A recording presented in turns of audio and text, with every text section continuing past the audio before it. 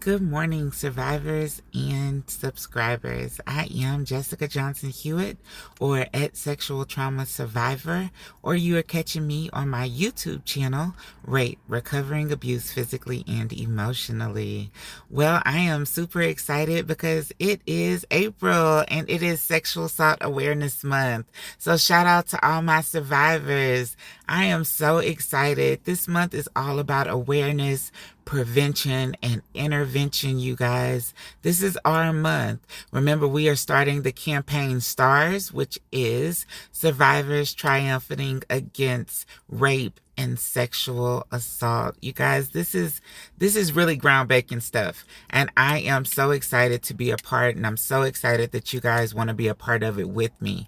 Today I want to talk specifically about identifying triggers. So triggers are things that bring about feelings that are most likely negative related to your sexual trauma. So triggers can be people, places, and things. Triggers can be multisensory, meaning that they can be brought on by any of our five senses: visual, auditory, olfactory, meaning we can smell it. It could be a taste. It could be a touch. All of those things can be triggers to our sexual trauma. And I will give you an example. When I was experiencing my childhood sexual trauma, the place that I was most frequently sexually abused had black and white checkered floors. And for a long time, it was so unique that I didn't know what about black and white checkered floors made me feel so anxious, until I was connecting the dots and said, you know what? It was the black and white checkered floors where I was abused that made me feel uncomfortable when I saw those.